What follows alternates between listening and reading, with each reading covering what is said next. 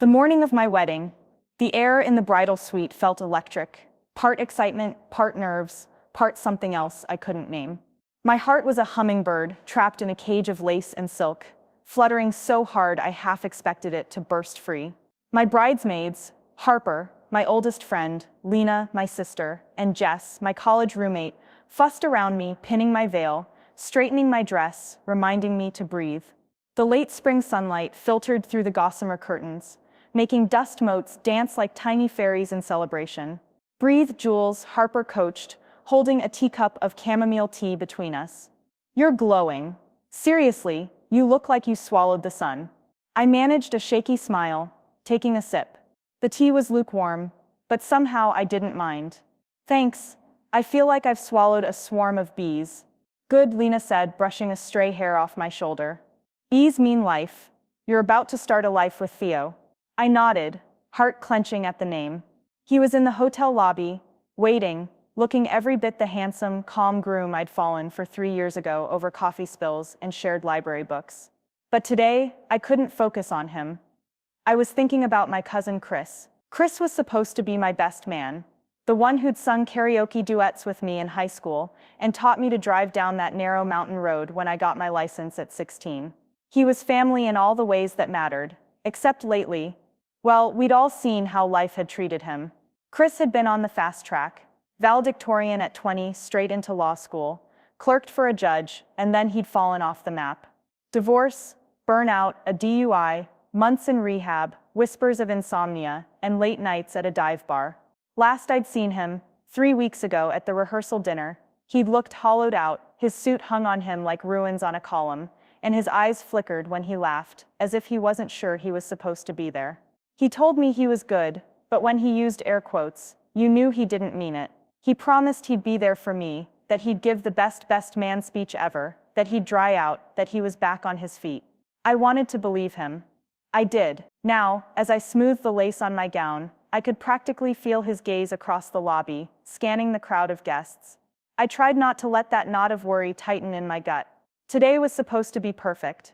We assembled for photographs on the grand marble staircase, family in pastel silks and tuxes, the flow of my dress pooling like a spilling fountain at the foot. The photographer barked directions: chin up, turn more to the left. Perfect. And there, hovering at the edges of the frame, was Chris, hands in pockets, staring at his phone. I caught Theo's eye across the landing and mouthed, "Is that him?" He shrugged, squeezing my hand. "He'll come around," his eyes said. Minutes later, the wedding party lined up on the terrace overlooking the garden. Misty fountains and manicured hedges formed a silent cathedral. My father, in his navy suit, escorted me up the aisle. The string quartet struck the first notes of Canon in D, and the world seemed to fold open just for me. I saw Shanice, my maid of honor, wiping away tears. I saw my parents exchanging proud looks. I saw Theo, ocean blue eyes shining, waiting at the altar. My breath caught, and I exhaled, letting vows, dreams, promises flow through me. Ceremony became blur, rings, smiles, that single, magnificent kiss when Theo and I became one. When we walked back down the aisle, hand in hand, the guests erupted in applause. My chest throbbed with joy, love, relief. In that moment, I almost forgot about Chris. Cocktail hour buzzed with laughter and clinking glasses. Waiters offered trays of lemon, basil martinis, platters of bruschetta donuts and coconut shrimp passed through the crowd like cherished secrets. I hugged Aunt Margot, who cried over my pearl earrings. I chatted with Theo's college buddies, who effused over how perfect we looked. Every face smiled, every tone was exultant.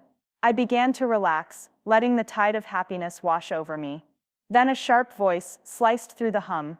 "All right, everyone, if I could have your attention."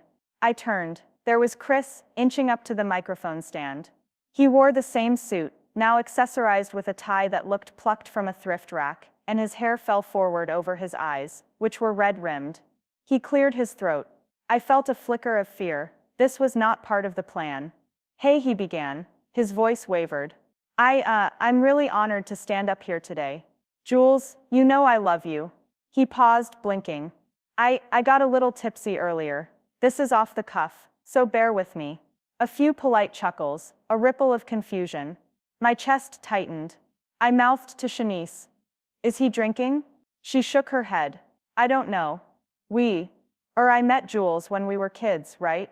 She was that kid with the cool aid stand on Maple Street, who sold grape juice for a nickel." I thought, grapes? Really? But she was fearless, so I gave her 3 nickels. Chris laughed, a bark of uncertainty. She had me at her first high, and we were best friends for life. He squinted at his phone. Sorry. He fumbled with his notes, handwritten on cocktail napkins. "I just want to say, she's the best thing that ever happened to me. And Theo, man, I never thought I'd see someone who could keep up with her. Theo, you're the man. He trailed off, head dropping. A glass shattered in the distance. I winced. People murmured. The DJ fiddled with the mixer. The bartender looked up, uneasy. Chris's face crumpled. I'm sorry," he mumbled. I'm not feeling so good." He bent forward, turned, and sprinted behind the hors d'oeuvres table. A stunned hush reigned. Then Shanice moved. "I'll go check on him," she volunteered, stepping toward the gap. I excused myself from Theo's side and followed. In the buffet corridor, I found Chris slumped against the chocolate fountain, heads of chocolate, dipped strawberries bobbing beside him, like mournful pom-poms. "Chris?" I whispered. He looked up, glazed eyes, blinking, struggling to focus. "Jules?" he croaked. I knelt. "You okay?" He shook his head. I don't know what happened. I spotted a half-empty wine glass on the floor. "You drank this?" I scooped it up. It smelled like Pinot Noir. "You were supposed to give a sober speech." He scoffed, weak smile. "Yeah, right, like I can do anything right." A tear slid down his cheek. I ruined everything. I swallowed the urge to yell. "Come on." I helped him to the restroom. Inside the bathroom, he stared at his reflection, sickly, pale under the fluorescent glare. I retrieved a towel for him and poured water from the faucet into the sink for him to splash. He rinsed his face and splashed again, then stared at me, remorse swirling in those deep brown eyes. "I'm so sorry, Jules," he said, voice brittle. "I wanted to do something great. You deserved that. I don't know why I messed up." He dropped to his knees and buried his face in his hands. I knelt beside him, placing my hand on his back. "Chris, it's okay. We can fix this." He peeked up. "How? I'm never going to live this down." I thought of the scandal-hungry relatives, of Theo's tightening jaw, the guests whispering in the lobby. What a disaster. But then weddings are made of moments, good and bad. I remembered how he'd once rallied everyone at my high school graduation, how he'd taught me to drive, how he'd loved me fiercely as a cousin. I owed him no perfection. "Come with me," I said, rising and offering him my hand. He took it, trembling. We slipped out a side door to the terrace, where the night air was cool and fragrant with jasmine. I led him to the DJ booth. Theo and Shanice were coordinating the playlist. The DJ looked surprised to see me with Chris. I spoke quickly. "I need a favor." He nodded. "Anything for the bride." I explained Chris had written a heartfelt speech earlier before the cocktails, and he'd recorded it on his phone. The words were nice, funny, moving, genuine. I wanted to play it, right, now, for everyone, to show that the beer-fueled mess was not the whole story. The DJ clicked his mixer. "You're sure?" I nodded. "Trust me." He queued up Chris's voice, slightly echoing from the small speaker. The music died. I walked back to the microphone stand. The guests turned, curious. He of Sir Sher with stare. "Ladies and gentlemen," I said, voice steady, "you just heard my cousin's enthusiastic speech. But I know Chris, a heartfelt guy who, well, might need a second take. And luckily he gave me this." I tapped my phone on the mic stand. "Take it away, Chris." I watched his face as Chris's calm, sincere voice poured through the speakers. "Hi everyone, Chris Miller here. I want to thank you all for being part of Jules and Theo's special day. Jules, you're my family, my hero, the funniest, fiercest person I know. Theo, welcome to the mess. I mean family. Jules, I've had your back since grade school, and I always will. You and Theo, you are perfect together." Gasps rippled through the crowd as they listened. Tender stories of childhood, genuine admiration for Theo, Jokes about my terrible early cooking experiments. Memories of how Chris stood up for me when bullies taunted. His voice skipped once, then surged back, unwavering. And Jules, watching you become the woman you are today, confident, kind, ambitious, has been an honor. Theo, keep her happy, man. And if you ever doubt it, call me. I'll be there even if I make a fool of myself first. When the tape ended, silence held for a heartbeat. Then applause erupted. Warm, enthusiastic, forgiving. Tears glistened on cheeks, including mine. I locked eyes with Chris. He was shaking, mortified but relieved. I mouthed, "Thank you." He nodded, voice cracking as he whispered back, "Thank you." The DJ faded into a slow, romantic ballad, At Last by Etta James, and Theo found me at the mic stand. He slipped his arm around my waist as the first notes played. That was amazing, he said quietly. I leaned into him. He's amazing.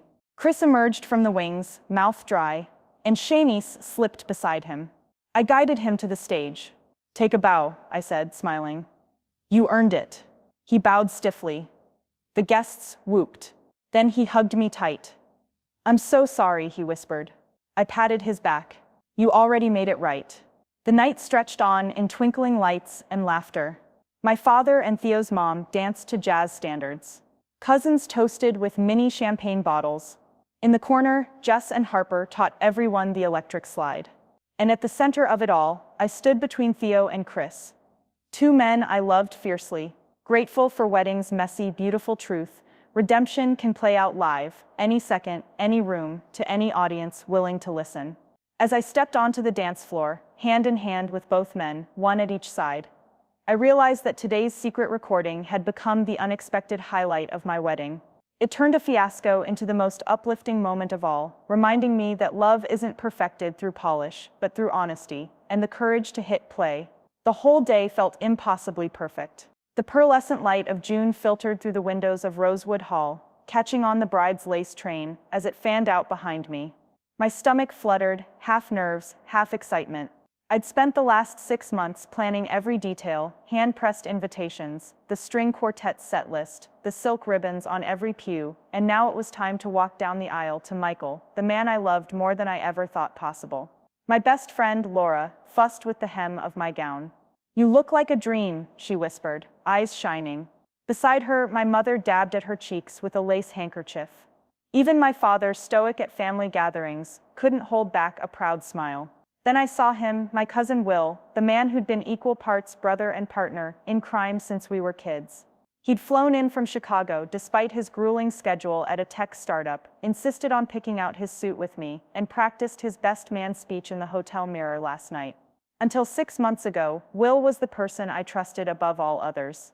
Now, however, he lingered at the back of the aisle, shoulders hunched, refreshment tray in hand, his blue eyes dark under the weight of something I couldn't begin to guess. When our eyes met, he managed a thin smile that didn't reach his eyes. I chalked it up to pre-wedding jitters. The ceremony itself was a blur of vows and tears. I heard Michael promise to love me through rain-soaked Mondays and golden-lit Sundays, and I promised the same in return. The organ swelled, our families applauded, and at the first kiss, petals rained down around us like confetti from heaven. We processed back up the aisle, husband and wife. As we emerged into the rose-scented courtyard for photos, the laughter and congratulations felt like a shield against anything that might go wrong. Champagne flutes appeared in our hands, guests toasted our future, photographers buzzed around like benevolent bees. I didn't notice Will slip away until he reappeared behind the hedge, gulping from a champagne flute, eyes darting. Everything okay? I asked him as I passed. He blinked and wiped his mouth. Yeah, Jules, great job, you two make a gorgeous couple. I smiled, thanks. I squeezed his shoulder, can't wait to hear your speech. He nodded, lips pressed thin, and melted back into the crowd. The reception hall, an old conservatory, with wrought iron arches and walls of climbing ivy, had been transformed into a living garden. Lanterns dangled overhead, long tables were strewn with blue hydrangeas and white peonies, candles flickered in glass vessels like fireflies. The scent of grilled salmon, rosemary roasted potatoes, and lemon mint sorbet mingled with laughter. After the first course, our MC, Michael's college roommate Tyler, called for attention. Ladies and gentlemen, as best man Will has some words for the happy couple. A ripple of anticipation ran through the tables. I took Michael's hand, squeezing in excitement. Will cleared his throat and raised his glass, already half emptied, as if he'd been standing there all day pre-speech. He looked out over the audience, glossy-eyed. "Thank you all for being here to celebrate Jules and Mike," he began, voice slurred. They're perfect together, you know. Like peanut butter and porn butter." He blinked, laughter bubbled uncertainly. I felt a tether of joy snap into fear. He stumbled over his notes, a stack of post-it scribbles, and shoved them into his pocket. Sorry. Jules, we've been through everything, right?" He paused, head cocked, as if expecting an answer. I perched at the edge of my seat, my heart pounding. He took another swig, from schoolyard smackdowns to grad school heartbreaks, to that time you thought lip-cinching Britney on karaoke night would win his heart. He grinned crookedly, and it did. He winked at Michael, who shifted uncomfortably. Snickers ran around the hall. I stood, ready to rescue him. "Chris," I began, but he raised a hand. No, hang on," he said, slurring intentionally, as if he could make it a joke. "Because that's how I saw it, journey of a hero. And Mike, man, you're her." He trailed off, then barked a laugh. "Her other half? Her lobster?" Something like that. The guests tittered. A few raised their glasses in mock salute. I sank back down, cheeks burning. My dream day was curdling. Will drew himself up, voice thick. I just mean, Jules, you deserve the world. And Mike, good luck, buddy, 'cause she's a firecracker." He attempted a cheer, nearly losing his balance. I sprang up before he collapsed. "Thank you, Will," I said, forcing a smile. "That was great." I slotted my hand into his arm and guided him away. "Come on, champ. Let's get you some water." As I pried his fingers from the glass and led him toward the bar, I felt every gaze follow us, some sympathetic, some amused, some horrified. I would apologize. I would help him sober up. Everything would be fine. Except, I had that nagging, sinking feeling that Will hadn't just over-imbibed. He was hiding something. 5 minutes later, in the dim corridor behind the bar, I thrust a water glass toward him and plopped onto a bench. "Just breathe," I urged. "Slow sips." He stared at the glass as if it were a confession. "Jules," he croaked, voice breaking. "I messed up. Everyone gets nervous," I said, soft as a lullaby. "It's okay." He shook his head, hands trembling. "No, it's not." He reached into his pocket and produced his phone.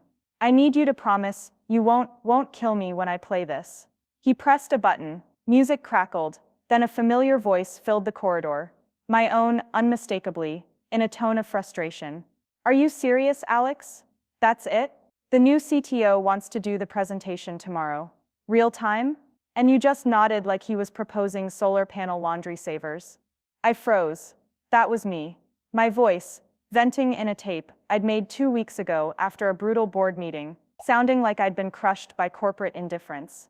I'd recorded the executive's offhand remarks to Katie, not Will, but Katie, so I could replay them to prove I wasn't making it up. I'd never planned to share it, yet here it was, leaking out in that hushed, echoing hallway.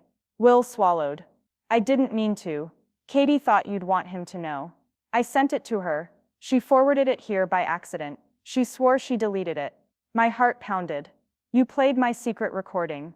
My voice shook, "At my wedding, during your speech." I thought of the guests' titters, the ripples of embarrassment. "Why?" He looked stricken. "I wanted to expose them. To prove you weren't just making it up. You were right. You never get credit for the work you do. And they're going to steamroll you." He glanced down. I thought, if everyone heard it too. My chest tightened. "You sabotaged my wedding reception for that." He looked up, remorse like broken glass in his eyes. "Yes, but I didn't realize you'd be humiliated too. I wanted them to listen to you." Finally, I stared at him in stunned silence. All my trust, all our shared history, collapsed on the floor between us. The muffled strains of a waltz drifted from the ballroom. I rose, phone clutched in my hand. "I need to fix this," he pleaded. "Please, let me." I shook my head. "Just let me think." And I walked away, back into the reception hall, where the laughter and music washed over me like salt water. I felt hollow, but I knew what I had to do. I had to reclaim my day, erase the sting of betrayal, and show the world, and myself, that nothing could silence me. Because this was my wedding. And if my cousin thought a drunken stunt could steal my voice, he hadn't counted on one crucial thing. I'd been practicing for this moment my entire life, and that practice was about to begin.